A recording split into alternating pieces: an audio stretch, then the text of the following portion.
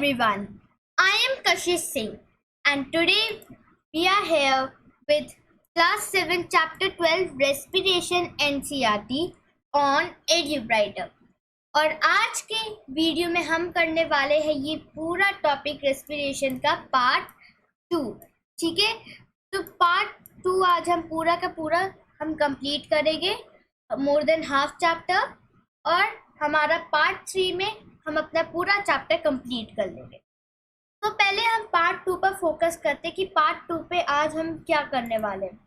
तो पार्ट 2 में हम करने वाले हैं respiration in plants, which is of part 2 only, respiration in animals and the human respiratory system।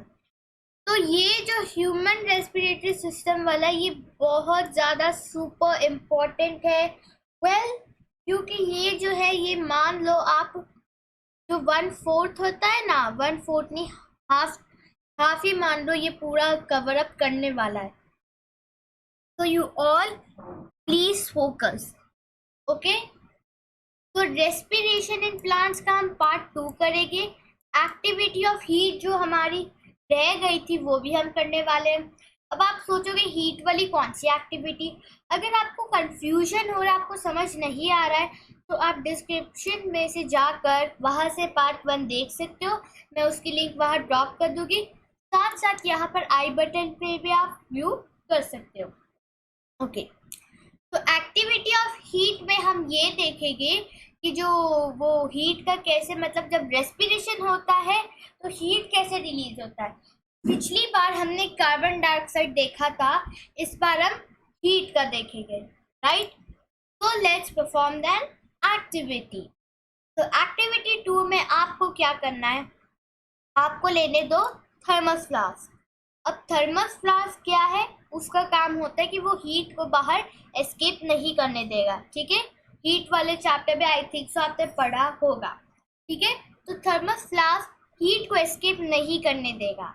हमें क्या ले लेने हैं वो, और हमें लेने हैं जर्मिनेटिंग सीड्स और डेड सीड्स। जर्मिनेटिंग सीड्स वो सीड्स होती है जो अपनी ग्रोइंग स्टेज में रहती है, okay, they are still in their growing stage, okay. और डेड सीड्स जो बॉयल, मतलब जो सीड्स को हमने बॉयल कर दिया है। तो ये है हमारा फ्लास्क ए और ये है हमारा फ्लास्क बी, ठीक है। इसमें हमने कॉटन प्लग वो ले लिया है, या फिर आप ये हो सकता है मॉइस्ट कॉटन, ठीक है। ये मतलब कह रहे हैं मॉइस्ट कॉटन, तो मॉइस्ट कॉटन ले लिया है और 2 थर्मामीटर ले लिए। अब हमने क्या किया है, ये जो दोनों थर्मामीटर्स है इनको हमने ये वो इसमें डाल दिया। इस तरह का एक अपैरेटस हमने प्रिपेयर कर लिया, ठीक है। एक पे जर्मिनेटिंग सीड्स डाल दी और एक पे डाल दी डेड सीड्स। अब आप सोच रहे हो कि हम जर्मिनेटिंग सीड्स कहाँ से लाएंगे। आपको क्या करना है, जर्मिनेटिंग सीड्स को पाने के लिए रात भर में रात भर में आपको उसे पानी में भिगो देना है। आप पानी में भिगो दोगे तो वो ऑलरेडी जर्मिनेटेड है, ठीक है। जब आप उसे निकालोगे तो उसमें कुछ वाइट से आने लगेंगे, वो मान लो जर्मिनेट हो रहे हैं, ओके। तो आप थर्मामीटर डालोगे एंड आफ्टर 12 आवर्स जब आप नोटिस करोगे उसमें, तो ये जिसमें वो बॉइल्ड सीड्स है उसका जो टेम्परेचर है वो कम होगा जिसमें germinating seed. Now why is that so, क्योंकि जो हीट रिलीज हो रही है रेस्पिरेशन के टाइम, ठीक है।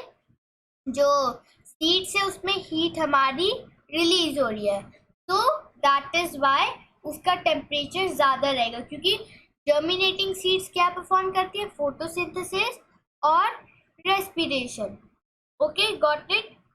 नाउ अब हमने रेस्पिरेशन का जो एक्टिविटी 2 था वो कर लिया। अब हम आते हैं रूट रेस्पिरेशन। तो रूट रेस्पिरेशन होता है, जो रूट सेल्स होती है उन्हें भी पानी चाहिए होता है, right. They also need oxygen to generate energy, right.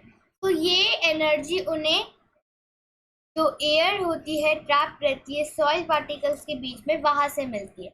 इसलिए हमें वो पॉटेड प्लांट्स को ओवर वाटर नहीं करना चाहिए।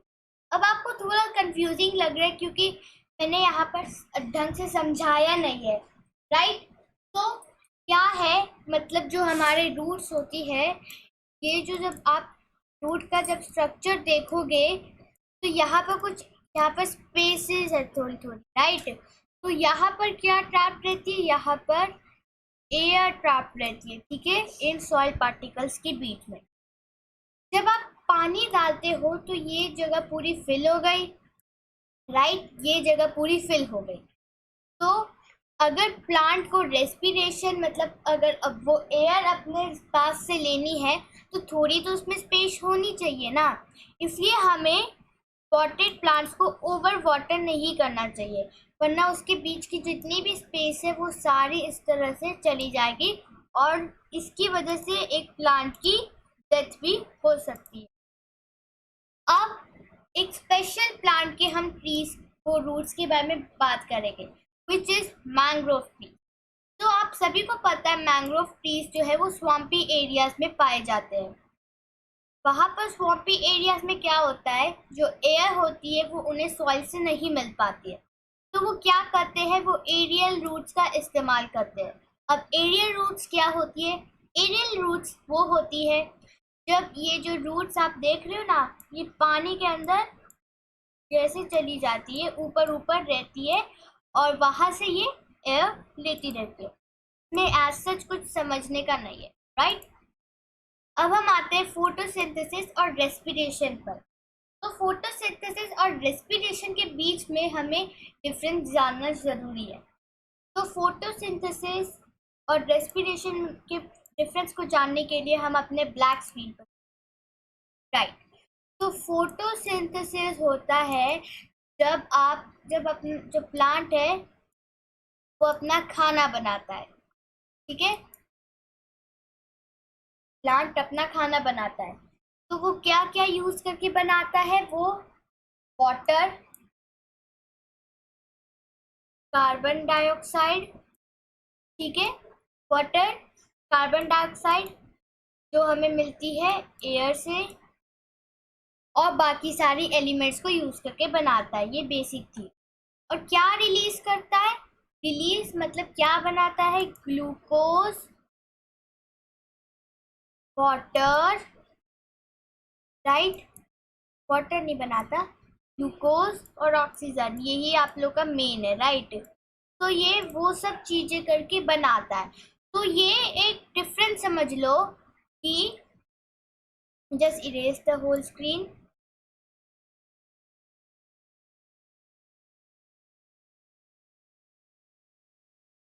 तो ये एक समझ लो फोटोसिंथेसिस में और रेस्पिरेशन में, बस अगर आपको डिफरेंस करने को कहा है तब तो आपको पूरा पढ़ना पड़ेगा, लेकिन एज फॉर द रेफरेंस, जो अगर शॉर्ट में देखें तो फोटोसिंथेसिस में हम इनहेल करते हैं, मतलब जो प्लांट इनहेल करता है CO2, ठीक है, प्लांट CO2 इनहेल करता है और एक्सहेल वो करता है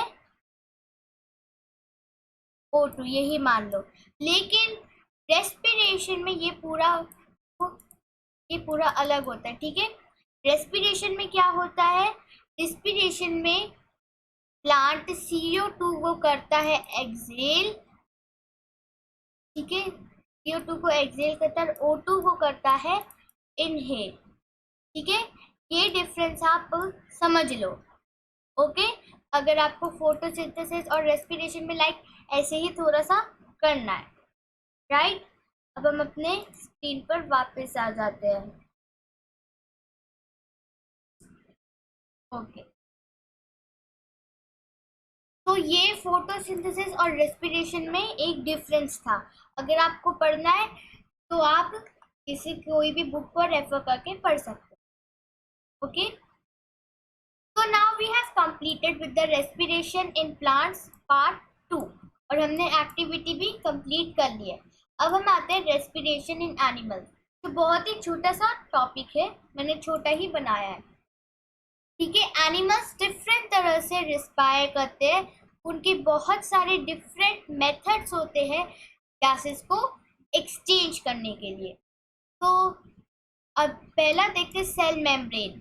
तो सेल मेम्ब्रेन होती है ये अमीबा की आउटर बाउंड्री। ठीक है, मैं आपको अभी दिखाती हूँ।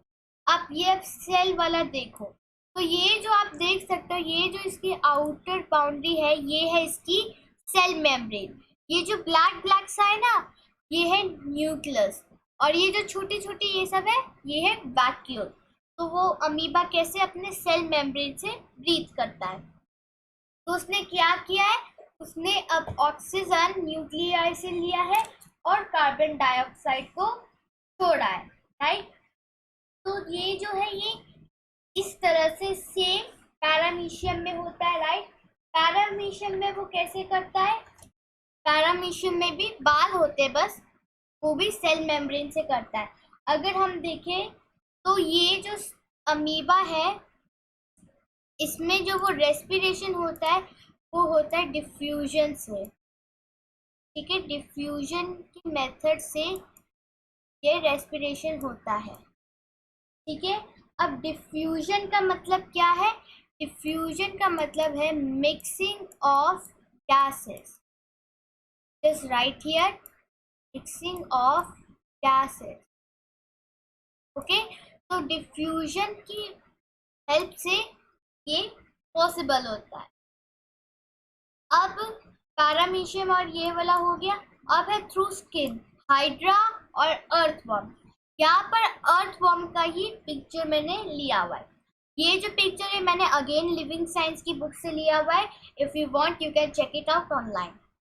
ठीक है, तो ये जो इसकी है बाहर की एरिया है, मॉइस्ट आउटर स्किन है। ठीक है, ये भी डिफ्यूजन से ही होता है। ये अपनी स्किन से ऑक्सीजन लेता है, वो एकदम वैक्यूम तरह की बन जाती है, और वो एयर उससे पास होते हुए वो अपनी स्किन से ही बाहर आती है। ठीक है, सेम यहाँ हाइड्रा में भी होता है। फिर थ्रू एयर होल्स, कॉकरोचेस और ग्रास हॉपर। इसके लिए जूम करके मैं आपको दिखाती हूँ।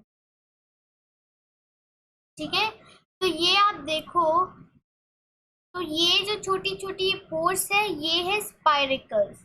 ठीक है, these are the spiracles which are present on their body. Air जो है वो इन स्पाइरिकल से एंटर करती है, ये ओपनिंग से, और इनके सारे बॉडी पार्ट्स में वो फैल जाती है। और जो रेस्पिरेटरी ट्यूब होती है, जो भी आप बाद में पढ़ोगे नेक्स्ट टॉपिक में, ट्रैकिया, और ये जो ब्रांचेस इसकी होती है उन्हें कहते हैं ट्रैकियो। अगर आपको इसका 3D देखना है तो आप नेट से भी कुछ कुछ वीडियोस रेफर कर सकते हो, जो 3D वहाँ पर बताते हैं, और आप वहाँ से भी देख सकते हो। तो ये स्पाइरिकल्स होती है इस तरह की छोटी छोटी सी। ठीक है, मैं इधर बनाती हूँ। ये स्पाइरिकल्स से ये एंटर होती है इसकी बॉडी में। ठीक है, इसकी बॉडी में ये जो एयर है वो पूरी तरह से फैल जाता है ना। ये फैल जाता है, तो ये जो एयर फैलता है ये एक रेस्पिरेटरी ट्यूब से फैलता है, जिसे हम कहते हैं trachea. This is called as trachea. आपको स्पेलिंग नहीं दिख रही होगी, कोई बात नहीं, अभी नेक्स्ट टॉपिक है उसमें मैं आपको स्पेलिंग बता दूंगी। ठीक है, और इन जो छोटी छोटी जो इसमें ब्रांचेस होती है उन्हें हम कहते हैं ट्रैक्यूल्स, राइट। फिर है थ्रू गिल्स, फिश गिल्स से ब्रीथ करती है। अब वो गिल से कैसे ब्रीथ करती है ये देखो आप, जस्ट जूम इन हियर। तो आप अगर देखोगे तो ये जो है इसकी गिल्स है, यहाँ से ये एयर को मतलब बहुत सारे वो लार्ज अमाउंट में यहाँ पर होती है। जो फिशेस होती है उनमें एक तरह का वो रिचली सप्लाइड ब्लड वेन हो, वो बहुत सारे लार्ज अमाउंट में कुछ होता है जिसे हम कहते हैं फिलामेंट्स। ठीक है, जो फिलामेंट्स है उसके अंदर बहुत ही लार्ज अमाउंट में थिन ब्लड वेन्स होती है जिन्हें हम कहते हैं कैपिलरीज। ठीक है, और जैसे ही वाटर इन वो फिश की माउथ से इधर होते हुए आता है, ये गिल्स की तरफ मतलब वाटर गिल्स की तरफ आता है। और जो कैपिलरीज जो ब्लड होता है कैपिलरी में, वो ऑक्सीजन को यहाँ से अब्सॉर्ब कर लेता है और यहाँ जो इसकी वॉल्स है उससे कार्बन डाइऑक्साइड को छोड़ देता है, राइट। फिर अगर आप अपना लास्ट वाला देखो तो ये है last, to lungs which is tadpole and frog. तो टैडपोल ये है इसका फ्रॉग का, ठीक है। टैडपोल क्या होता है, जब फ्रॉग छोटा होता है तो उसे हम कहते हैं टैडपोल, ठीक है। तो अगर आप इधर देखो तो एक टैडपोल में गिल्स होती है, ठीक है। सॉरी, टैडपोल्स पे भी क्या होती है, गिल्स होती है। वो गिल्स से जैसे जैसे वो फ्रॉग में बदलता है तो जो उसकी जो एयर बैग्स है वो लंग्स में डेवलप हो जाती है, ठीक है। They get developed in lungs, okay. जो उसकी ये जो है ना ये एयर बैग्स है ये लंग्स में डेवलप हो जाती है, ठीक है। तो हम सभी को पता है जो फ्रॉग है वो एक एम्फीबियन है। तो वो क्या है, वो जस्ट लाइक जैसे अर्थ फॉर्म नहीं करता वो ब्रीथ अपने मॉइस्ट आउटर स्किन से, वैसे ही ये फ्रॉग भी पानी में मॉइस्ट आउटर स्किन से करता है और लैंड पे लंग से करता है, राइट। तो हमने ये रेस्पिरेशन इन एनिमल्स का टॉपिक भी कवर अप कर लिया है। So now our last topic and the most important topic है the human respiratory system। तो आप कह दो कि 2/4 कवर अप कर लेता है, हाफ कवर अप कर लेता है, ठीक है। अब ये है हमारा ह्यूमन रेस्पिरेटरी सिस्टम का स्ट्रक्चर। अगर आपको ये डायग्राम देखना है तो ये जो डायग्राम है ये मैंने लखमीर सिंह की बुक से ली है, आप वहाँ से भी जाकर ये डायग्राम को अच्छे से व्यू कर सकते हो। यही डायग्राम मेरे को बहुत ही अच्छा लगा, so I just put it here. तो ये है आपका नोज, ठीक है, और ये नोस्ट्रल्स है। ये नोस्ट्रल से यहाँ से होते हुए जाती है इधर विंड पाइप जिसे हम कहते हैं ट्रैकिया। ये रही आप ट्रैकिया की spelling, let me just right also, ठीक है। ये है ट्रैकिया जिसे हम विंड पाइप भी कहते हैं। अब आप सोच रहे होंगे ये यहाँ से क्या करते हैं, ये है हमारी food pipe which you also call as oesophagus, sorry, okay, इसे हम कहते हैं ईसोफेगस। तो ये यहाँ से लारिक्स जिसे हम कहते हैं वॉइस बॉक्स, मतलब जहाँ जिसे आप गला कहते हो वहाँ से जैसे मैं अभी बोल रही हूँ तो लारिक्स के हेल्प से बोल रही हूँ, ठीक है। तो ये ट्रैकिया विंड पाइप से होते हुए जाती है इधर, ये जो दो है इन्हें हम क्या कहते हैं, ब्रोंकल। एक सिंगुलर को कहते हैं ब्रोंकल्स और जो प्लूरल होते हैं उसे कहते हैं bronchi. I am writing the spelling also, bronchi, ठीक है। तो बहुत सारों को हम कहते हैं ब्रोंकाई, ठीक है। ये इधर से होते हुए जाती है इन तरह के और ट्यूब्स में जिन्हें हम लोग कहते हैं ब्रोंकली, ये इन्हें कहते हैं हम ब्रोंकली, ठीक है। और ये जो आप देख सकते हैं जो स्मॉल स्मॉल ये है एवियोली जिन्हें हम कहते हैं एयर सैक्स, ठीक है। अब ये तो हमने इसका स्ट्रक्चर समझ लिया। अब एविलोई का अगर आप ध्यान से देखो तो ये है ब्रोंकलीज, ठीक है। और ये जो छोटी छोटी ये सब है ना ये है एविलोई। और एक मतलब कि एक एविलोई जो है मतलब एक लंग में टोटल 300 मिलियन एविलोई पाई जाती है। Can you believe it, 300 million alveoli पाई जाती है। Isn't that crazy, right? So इतनी अमाउंट में एविलोई जो हमारी एयर सैक्स होती है वो प्रेजेंट होती है, ठीक है। और ये जो लास्ट ये जो है ये है डायफ्राम जो है हमारी मसल का शीट, ठीक है। अब ये मसल की शीट के क्या काम आते हैं, ये हमें हेल्प करती है कि कैसे हम ब्रीथ इन करते हैं एयर को, ब्रीथ आउट करते हैं एयर को। तो जब आप इसे ब्रीथ इन करते हो तो जो डायफ्राम है ये ब्रीथ इन वाला है वो नीचे चला जाता है, गोज डाउन, और अपनी स्पेस को इंक्रीज कर लेता है, ठीक है। और जो एयर हमारे एटमॉस्फेयर से जो हम लोग ब्रीथ करते हैं वो हमारी लंग्स में आती है जब, तो एक्सपैंड हो जाती है। इसे समझने के लिए क्या करें, पहले आप सांस लो एक लंबी सी और सांस छोड़ो। आप जब वापस एक बार लोगे तो अपने चेस्ट पर हाथ रख के करो, like I am doing right now. तो आपने देखा जब आप हाथ चेस्ट पर हाथ अपना रखते हो और वो जब आप ब्रीथ इन कर रहे हो एयर को तो चेस्ट जो है आपकी इंक्रीज हो रही है, जब आप ब्रीथ आउट कर रहे हो तो वो डिक्रीज हो रही है। तो यहाँ पर एक क्वेश्चन अराइज होता है, क्या रिबकेज भी उसके साथ इंक्रीज होते रहता है? Well that is completely false. कुछ बच्चे इस डाउट आ जाते हैं, तो मैं पहले ही बता देती हूँ। जब आप एयर को ब्रीथ इन कर, जब जो रिबकेज आप ब्रीथ आउट करते हो ना, मान लो ये है रिबकेज और इधर है डायफ्राम, ठीक है। ब्रीथ इन करते हो तब यहाँ पर पूरी जगह होती है, लेकिन ब्रीथ आउट करते हो तो इसमें थोड़ी रिबकेज और डायफ्राम पे थोड़ी सी जगह होती है, ठीक है, जिससे हम लोग ब्रीथ इन और ब्रीथ आउट का प्रोसेस अच्छे से कर पाते हैं। अब आपने ये तो पूरा समझ लिया। अब मैं आपको ब्लैक स्क्रीन पर एकदम बहुत ही अच्छे से डिटेल में समझाती हूँ कि कैसे ये पूरा रेस्पिरेशन का प्रोसेस होता है। दैट्स राइट, रेस्पिरेटरी सिस्टम, ठीक है। पूरा ये बहुत ही इम्पोर्टेंट है, इसलिए जब मैं पूरा स्टडी तो मैं आपको 30 सेकेंड्स दे दूंगी, आप वहाँ से इसका स्क्रीनशॉट ले सकते हैं, ठीक है। तो अगर आप पहले देखो तो पहले इसमें क्या होता है, सबसे मेन पार्ट्स क्या होती है रेस्पिरेटरी सिस्टम की?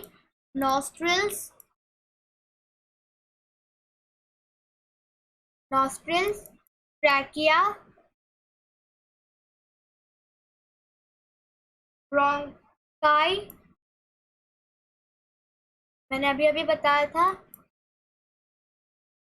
और लास्ट है लंग्स, ठीक है। तो नॉस्ट्रिल्स, ट्रैकिया, ब्रोंकाई और लंग्स, तो ये चार जो है ये मतलब रेस्पिरेटरी सिस्टम की इम्पोर्टेंट पार्ट्स होती है, ठीक है। Let's erase this all. तो आई होप आपने स्क्रीनशॉट ले भी लिया होगा, आप वीडियो को अभी रिवर्स करके भी ले सकते हो, ठीक है। तो ये हमारी चार इम्पोर्टेंट पार्ट्स होती है रेस्पिरेटरी सिस्टम की। अब आप पहले क्या करते हो, पहले ब्रीथ इन करते हो एयर को, तो मैं एक बार ऐसे ही रफ बना लेती हूँ। ओके, ये मान लो आपकी विंड पाइप है वो स्ट्रेट होगी, यहाँ पर थोड़ी सी टेढ़ी बन गई है, right. Just again try to draw it,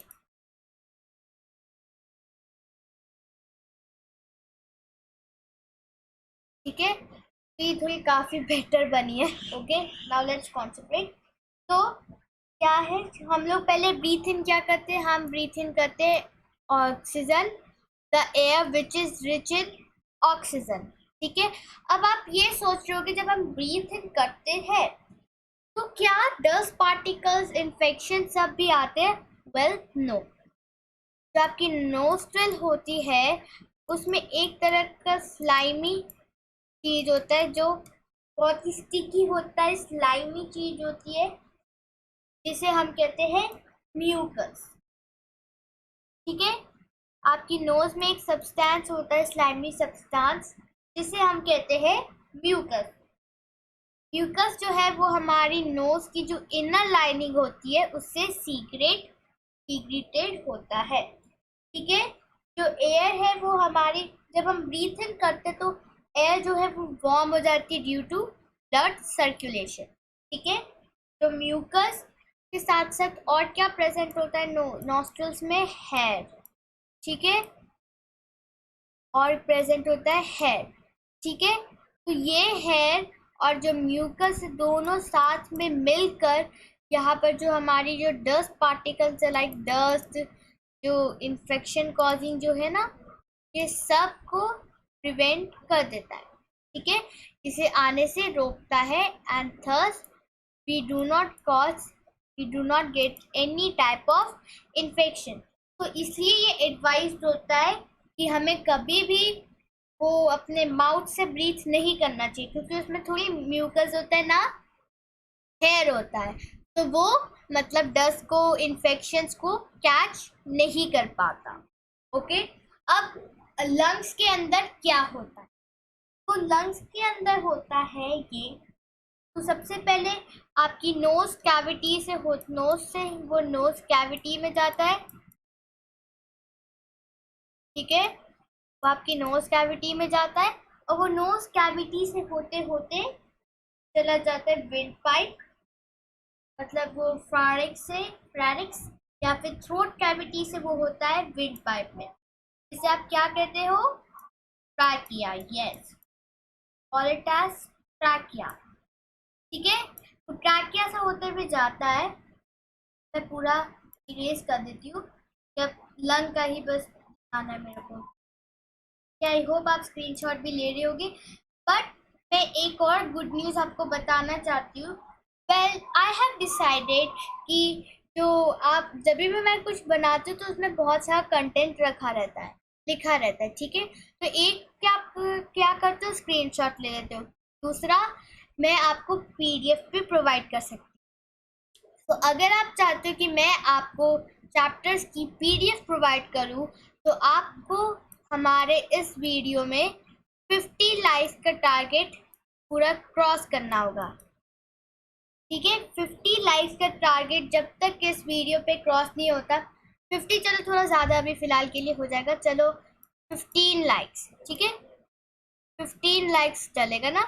हाँ, जब तक 15 लाइक्स का टारगेट इस वीडियो पर क्रॉस होता है, उसके बाद मैं आपको जितने भी लेक्चर्स है हर चैप्टर की पीडीएफ, जिसमें मैं ऐसे हैंड रिटन भी एक्सप्लेन करके पूरा ट्राई करूँगी 100% आपको प्रोवाइड करने के लिए। वैसे हैंड राइटिंग उतनी बेटर नहीं है, but I will try my best कि मैं आपको मैं आपको जितने भी बना रही हूँ आपको पीडीएफ डिस्क्रिप्शन में प्रोवाइड करूँ, जिससे आपको अच्छे से रीड करने को मिल जाएगा, क्योंकि टाइप में और हैंड रिटन में बहुत ज़्यादा आई नो फ़र्क होता है, ठीक है। तो make sure to do 15 likes को पार करना आपको, जिससे आपको हर चैप्टर की पीडीएफ जो भी मैं आपको बताती हूँ हर वीडियो के डिस्क्रिप्शन में मिल सकती है। Okay, now let's continue with our topic. तो ये ट्रैकिया से होते हुए जाती है, ठीक है, ट्रैकिया हो गया। ये ट्रैकिया से होते हुए ये 2 ट्यूब में इस तरह से डिवाइड हो जाती है। आई होप आपको याद है ये क्या है। इन्हें हम एक सिंगल को कहते हैं ब्रोंकस, और प्लूरल में क्या कहते हैं? ब्रोंकाई, ठीक है। स्पेलिंग गलत आपको लग रही है, मेरे पास स्पेस नहीं है ना, इसलिए मैं नहीं लिख पा रही। जस्ट राइट इट अगेन, क्योंकि मेरे को आपको ये प्रोवाइड भी करना है, साथ साथ आपको स्क्रीनशॉट भी लिखना है, ठीक है। ब्रोंकस और प्लूरल में क्या कहते हैं हम लोग इसे? ब्रोंकाई, ठीक है। ये इस तरह से होते हुए ये हमारे इधर मान लो लंग्स है, let this be your lung only. को पता है मैंने उतनी अच्छी नहीं बनाई है, लेट्स वेट अ मिनट। या तो यहाँ से ऐसे होते हुए जाती है, और फिर ये आपका इधर लंग्स का स्ट्रक्चर बन जाता है।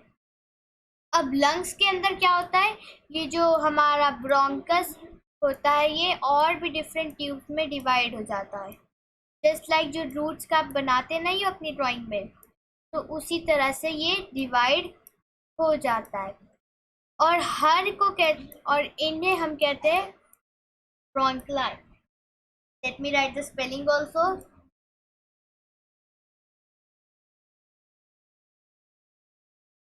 ठीक है, ब्रोंकलाइज, ठीक है। ये इसमें डिवाइड हो जाता है, और ये कुछ इस तरह का आगे स्ट्रक्चर रहता है। एज यू कैन सी है, मैं ये बना भी रही हूँ। इन्हें हम कहते हैं एल्वियोली, राइट। अजीब सा भी नाम है, राइट, एल्वियोली,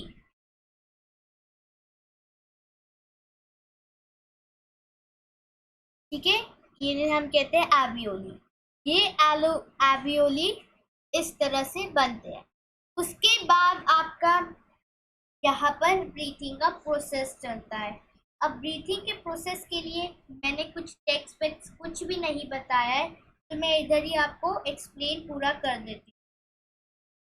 तो ये जो ईयर सैक्स होती है, just erase the screen again, क्योंकि अब अंदर सब कुछ एल्वियोली का ही मतलब काम होता है, ठीक है।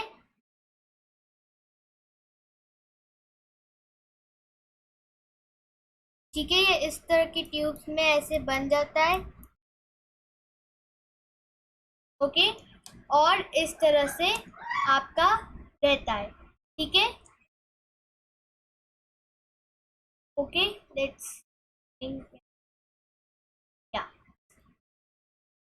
ठीक है। तो इस तरह से ये इस तरह से ऐसे डिवाइड हो गया, फिर हर में ऐसे ऐसे हो गए, और इसमें एक्सचेंज ऑफ गैसेस अकर होता है। कैसे होता है? ये जो है ब्लड वेसल से सराउंडेड होता है। ये जो देख रहे हो ना, ये है यहाँ पर blood vessels, these are here blood vessels. तो ये जो ब्लड वेसल्स आप देख ही सकते हो, ये सराउंडेड रहता है। और जब आप ऑक्सीजन को इनहेल करते हो, जब आप ऑक्सीजन को इनहेल करते हो, तो ये ब्लड वेसल्स में यहाँ पर चला जाता है। और जो हमारा CO2 जो हमारा वेस्ट होता है, वो as a waste product of respiration, वो ब्लड के जो एयर सैक्स है उनसे बाहर आ जाता है, ठीक है। और इस तरह से ब्लड सारा ऑक्सीजन ले लेता है और सेल्स को प्रोवाइड कर देता है फॉर आवर बॉडी, राइट। अब इस तरह से ये काम होता है। अब ये वाला स्ट्रक्चर देख, आप समझने की कोशिश करिए। ये वाला मैंने वैसे तो बता ही दिया है, फिर भी एक बार मैं और अच्छे से एक्सप्लेन कर देती हूँ। डायफ्राम कहते हैं इसे, जो शीट ऑफ मसल होती है। जब आप ब्रीथ इन करते हो तो आपका डायफ्राम नीचे चला जाता है और चेस्ट की तरफ वो ऊपर हो जाता है। तो जब आप ब्रीथ आउट करते हो तो वो डायफ्राम ऊपर चला जाता है, चेस्ट नीचे हो जाता है, ठीक है। ये समझ आ गया। अब आते हैं हमारे cellular respiration, which is the last topic. तो ब्लड में एक सब्सटेंस होता है जिसे कहते हैं हेमोग्लोबिन, ठीक है। एक तरह का सब्सटेंस होता है जिसे कहते हैं हेमोग्लोबिन। और जब ये ऑक्सीजन के साथ खुद को बाइंड कर लेता है तो ये बन जाता है ऑक्सी हेमोग्लोबिन।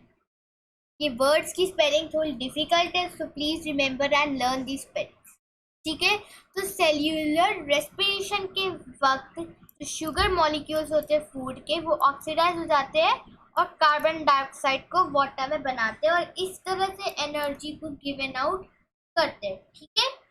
और इसकी ये रही हमारी chemical equation, glucose plus oxygen equals to carbon dioxide plus water plus energy, ठीक है।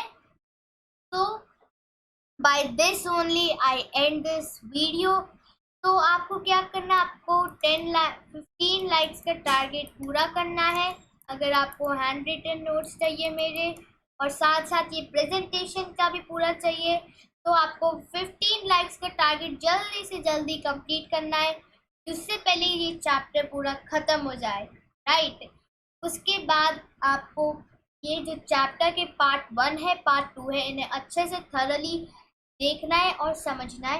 कुछ भी डाउट आए आप मुझे कमेंट सेक्शन में ज़रूर बताना, क्योंकि ये चैप्टर थोड़ा सा डिफ़िकल्ट है, तो इसको समझने के लिए आपको डाउट तो पूछना ही ज़रूरी है। तो please tell me the doubts in the comment section also. So I will meet you in the next video. So till then, take care and bye.